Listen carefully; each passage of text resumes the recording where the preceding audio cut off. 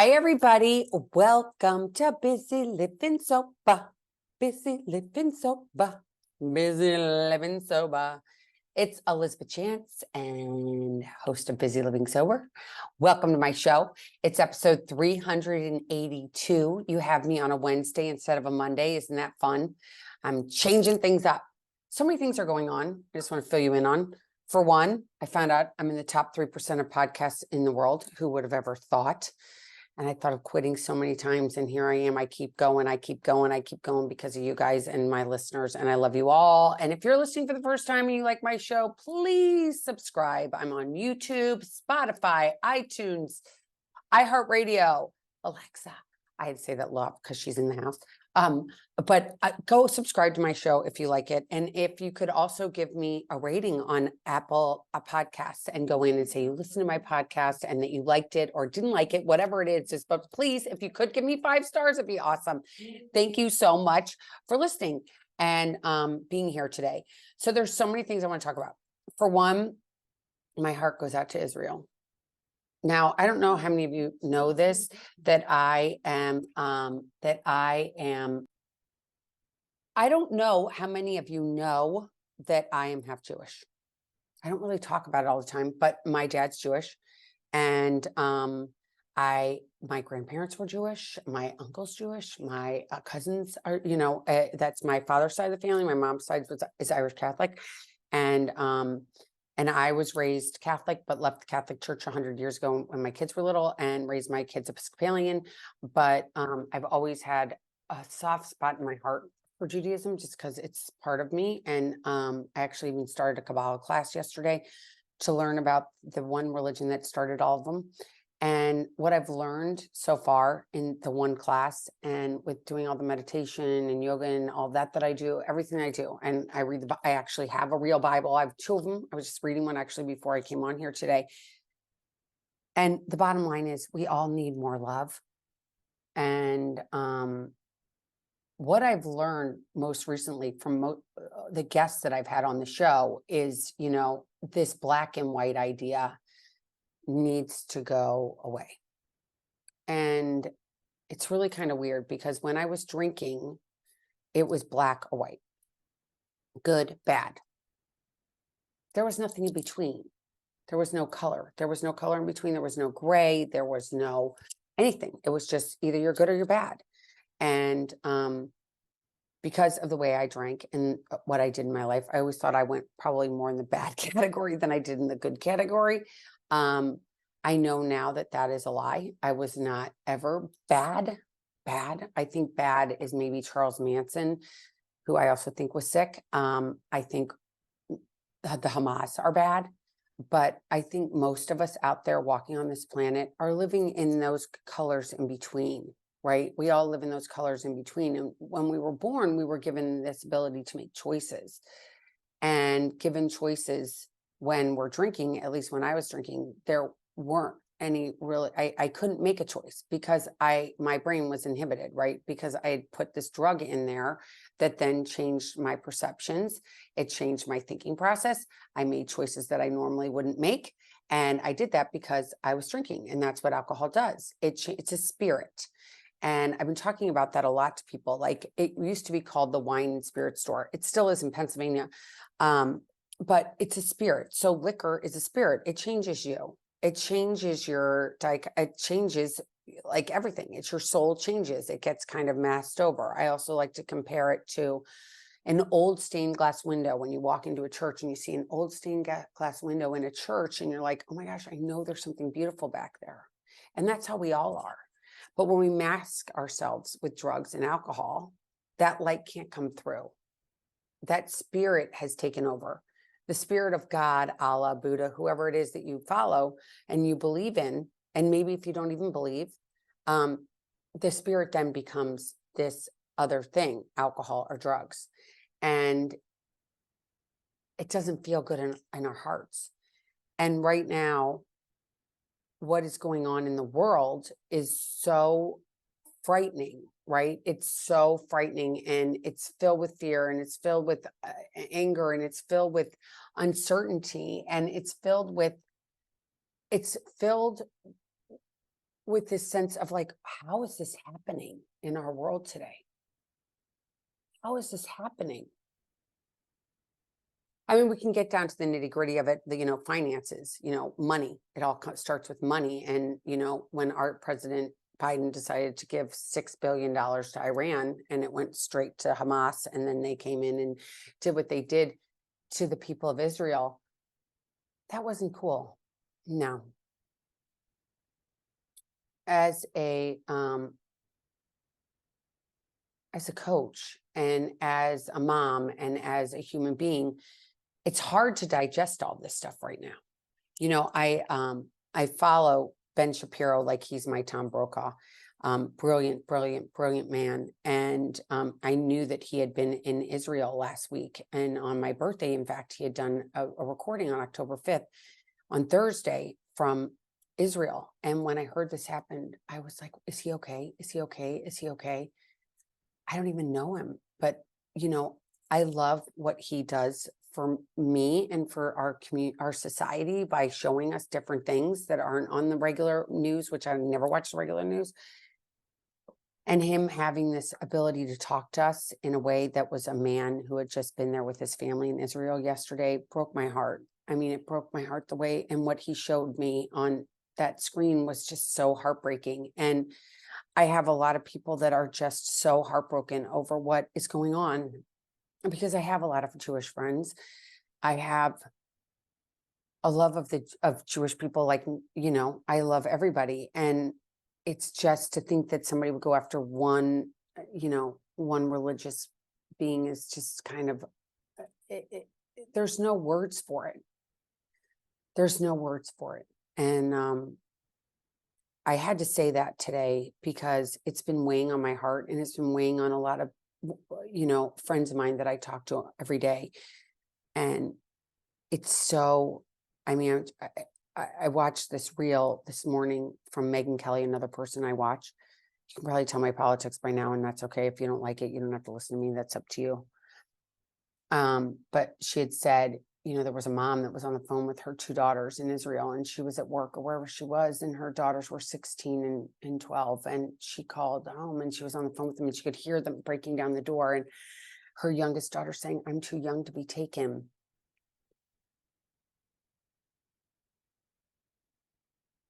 And that mom hasn't heard from her kids since.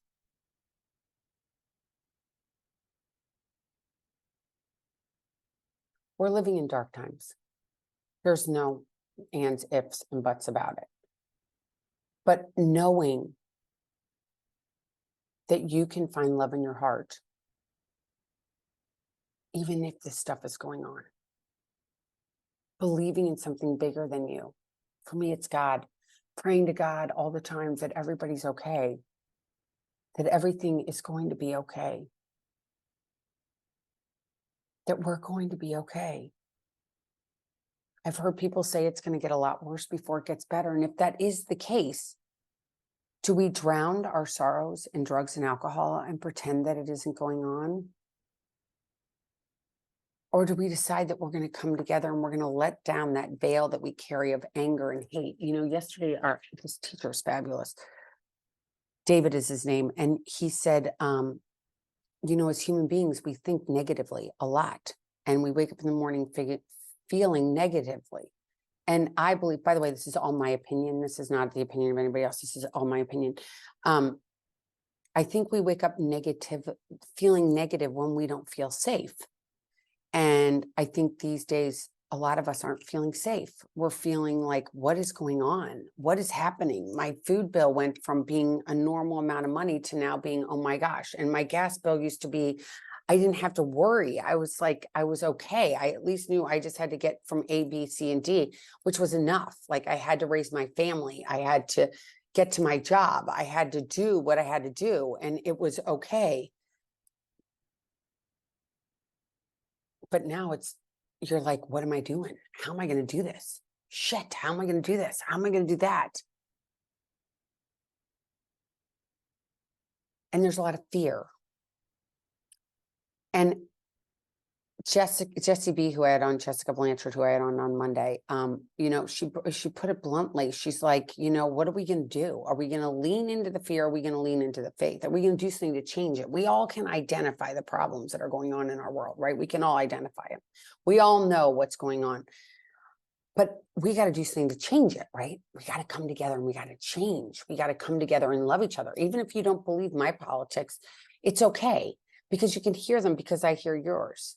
Because I respect you enough to listen to what you're saying. That respect, that black and white isn't working anymore. We got to get to that color in between.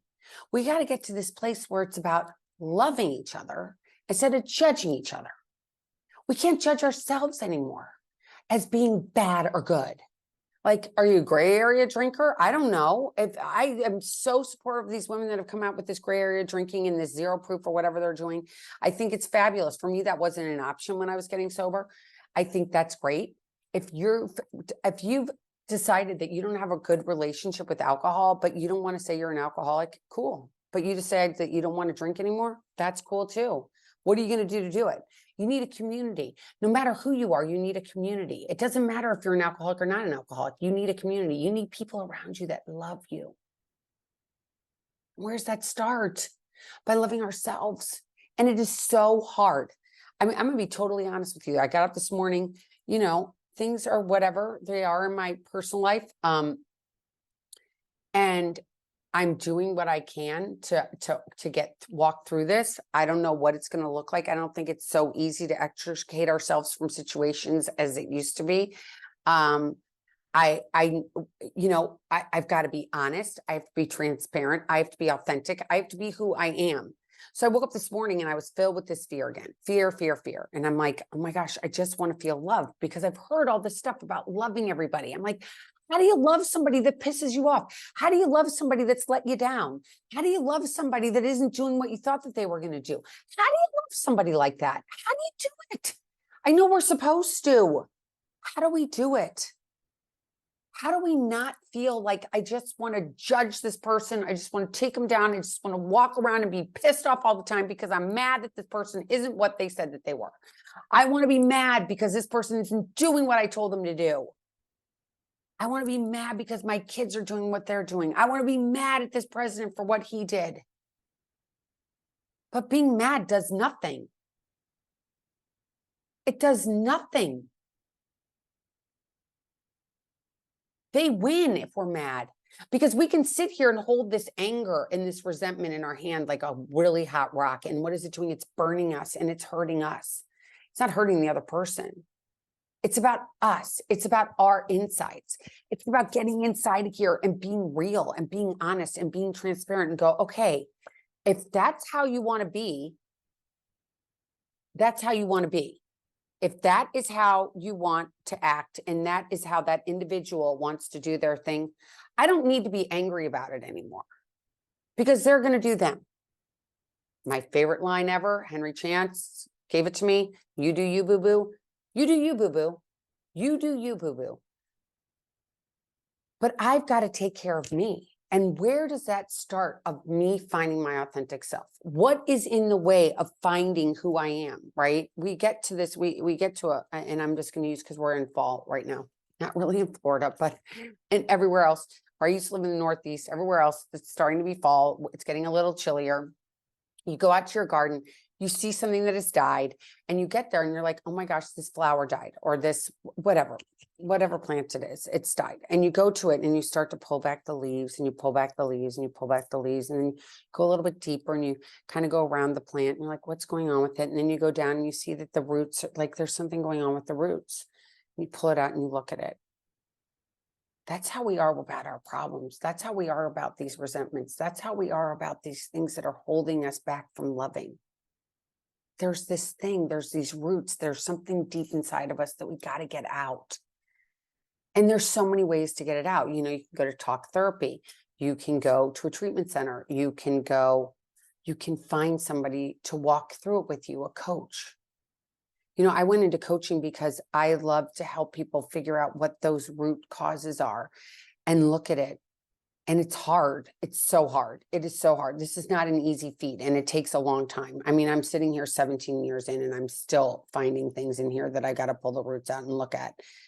And I have to look at things about myself that I don't like, and things that I've taught my kids that I didn't really want to teach my kids, but I did because it was just what had been come down generationally. And it's not things that I really wanted to have to share with them.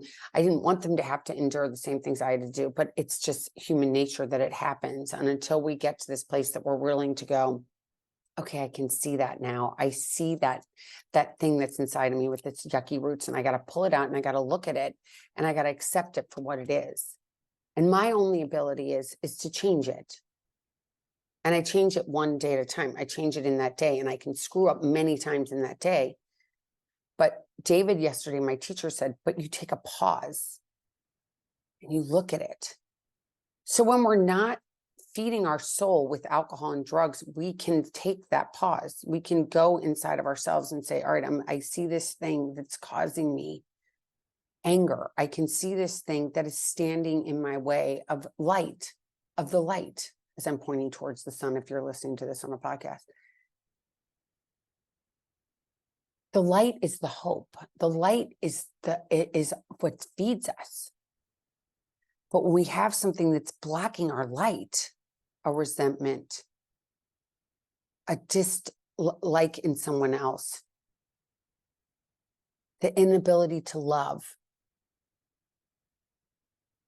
Drugs and alcohol is a big thing for that. It really blocks that love. It really, drugs, alcohol, gambling, all those things block the love, and it just sits there, and it just festers, and it blocks and blocks and blocks, and gets thicker and thicker because the lies become deeper and deeper and deeper and deeper and deeper, and stuff happens that becomes deeper and deeper, and you're like, how am I gonna get out of this?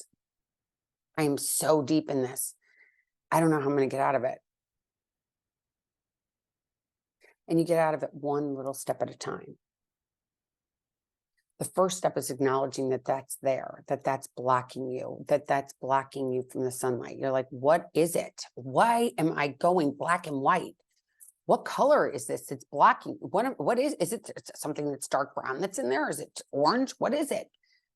And identifying it and pulling it out and looking at it and taking a real look at yourself and going, I don't want to do this anymore. I don't want to carry this anymore. I don't want to carry this burden. I don't want to be in the black or white. I want to be in the color. I want to be in the light. I don't want to be angry anymore at someone else, because it's mostly with other human beings, right?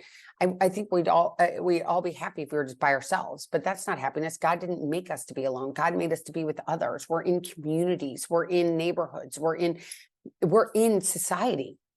But COVID did this thing where it locked us inside with all this fear. We're going to get sick. We're going to get sick. We're going to get sick. And so I'm like, if we get sick and we die, we're by ourselves. And I'm in this house full of fear by myself, and I don't like it. And I'm getting more and more and more depressed because we aren't supposed to be alone. We're supposed to be around each other, touching each other, loving each other, giving each other hugs. And we can do that when we're being our authentic selves. But when we're not being authentic, we're faking it. And it feels so gross. So gross. I was talking to a friend before I got on this podcast today, and now I'm going to regurgitate from a long time ago, when I was getting divorced, my first divorce from the father of my kids, who I actually stood before God and absolutely loved and was like so excited to have babies with them. But anyway, long story short, I remember sitting there, and my oldest son was in a private school. And I was like, I can't pay for this anymore. There's no way I can afford this. I can't do this life anymore. I know it looks all pretty and all the rest of it, but the numbers don't work, baby. The numbers don't work. I got to send my kid to public school. That's just the reality of my life. And that's where we're going to be. And I went to public school, and I'm proud that I went to public school. And in St. Louis, Missouri, I went to Ladue High School. And I am proud of that. So I want to send my kids to public school. But getting to that place that I was like, okay, do you see this? Is like, I got to pull back my stage that I had my curtains. I had to pull back the curtains and go, what is really going on in here?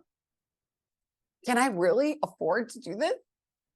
can I fit in with the, I mean, I can fit in anywhere you want me to fit in. I can go wherever you want me to go if I'm authentically myself, which I have been. When I was drinking, I was kind of not that nice about it, but being authentically myself and going, this is not working. This 2 + 2 does not equal 4. We're going to make a tough decision. We're going to public school. That's great. And it was, and I'm so grateful for it. And I'm so grateful for the public school system back then. Today, I can't imagine if I had to do it. I don't know what I would be doing. I'd probably be having to homeschool or something. And that would have been a total nightmare because I'm terrible at that stuff. But being my authentic self, getting to the place that I looked at the stuff that was like true. It's like, I can't run around like this, like I used to. It just doesn't work. And I'm kind of coming to that again in my life. Like, I can't run around like this, doing these certain things because I can't afford it. It's reality. It's not, it sucks. It's okay. It's where I am right now. I mean, is anything better than being in a place where somebody's taking your kids and you don't know where they are? Like, that would give me, you might as well just put a gun to my head and kill me right now if that had happened to me. I can't even imagine. It's got to be so, that's hard. That is hard. That is true hard. Not knowing where your kids are. That is unbelievably hard. Can you imagine?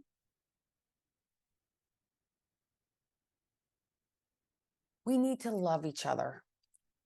We need to love each other in spite of everything else. We have to love each other. We have to see what's going on and we have to send love. We have to send love. We have to send big love to Israel and the people that are living there. We have to send big prayers to those moms that are out there that can't find their kids and those grandparents and their babies. We have to send love.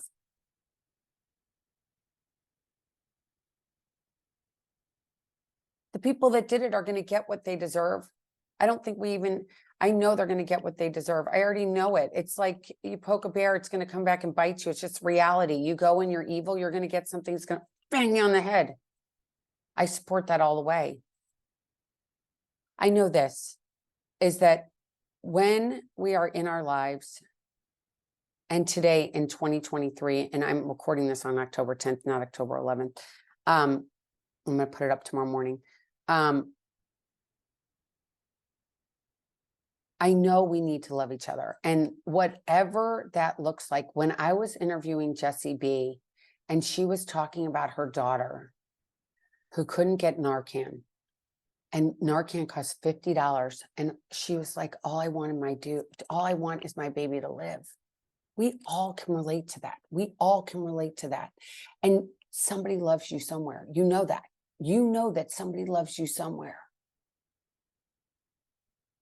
And if that's what you have to go on, that one love, and maybe it's just God that loves you, that is enough for you to start loving yourself. Who cares what you did yesterday? It already happened. You're not changing it. Hopefully you'll learn from it. I mean, there's lots of things that I have had to go and do a couple times, 50 times, hundreds of times that hurt me, that I realized hurt me. And it took me enough times to go, finally, this hurts too much. I'm not doing this anymore. I'm not doing this anymore. I know I've been doing it for so long and I know it doesn't work, but I go back and do it again. Can you relate to that? How many times? I mean, I didn't quit drinking until I quit drinking. There weren't like numerous times that I said, I'm going to quit. I'm going to quit. I'm going to quit. I'm going to quit. Not like cigarettes. Cigarettes, I've said I'm going to quit 800 times. I can't quit cigarettes. I don't know why, but that's where I am today. But it is,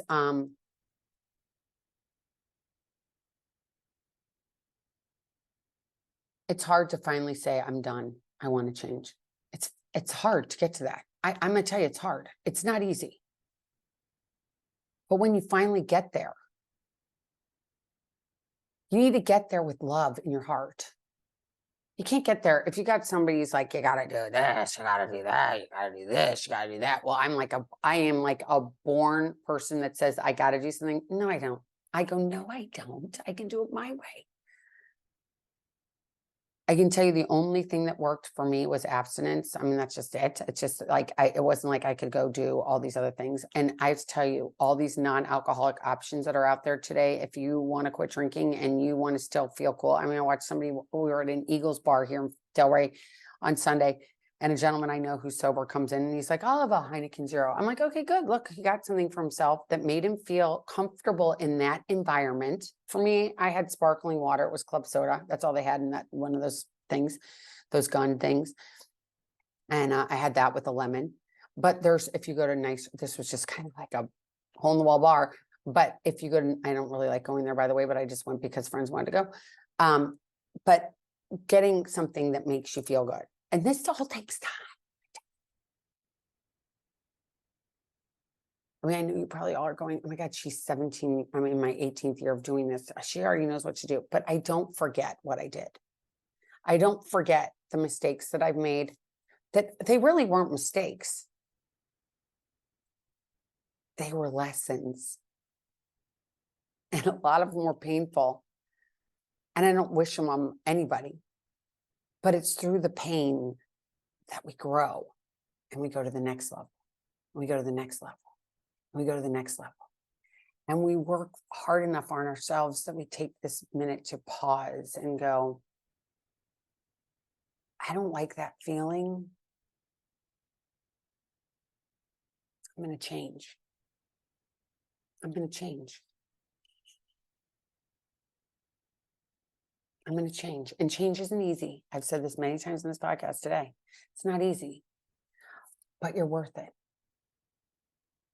You are worth it. I don't know you, but I bet if I met you, I'd love you. I just can tell you that.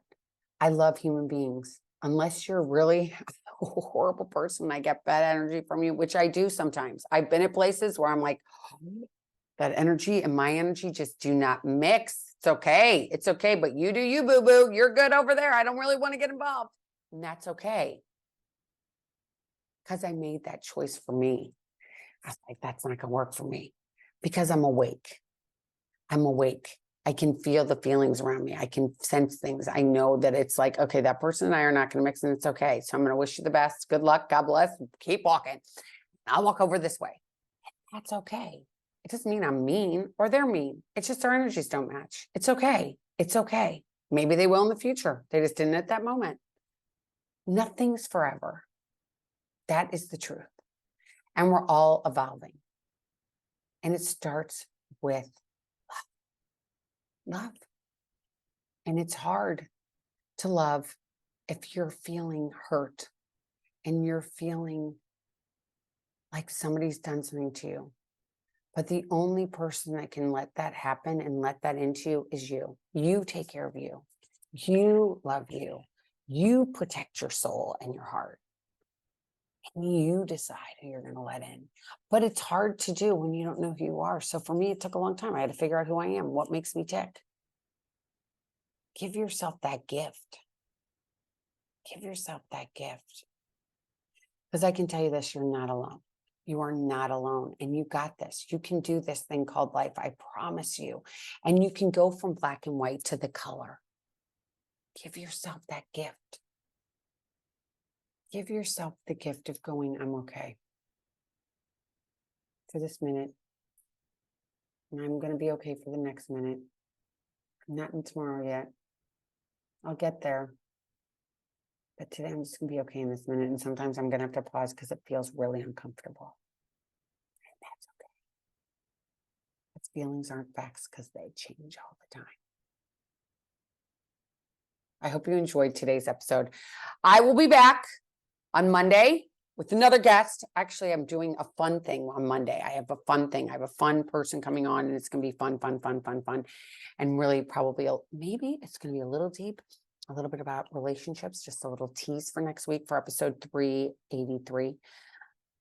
But for today, this is episode 382. I am Elizabeth Chance, and this is Busy Living Sober. And if you like this, please share with your friends, family, anybody. If you think they're going to like it, subscribe. And if you could rate me, I'd love it too. On if you go to podcasts, go to Apple Podcasts and just give me whatever stars you want to. I'd love 5 stars if you could do it. And just know this, you are not alone. And I'm sending you today big love and big hugs and big kisses and saying it's all going to be okay. I promise. Just one day at a time. One day at a time. Till next time, keep getting busy, living sober. Bye-bye.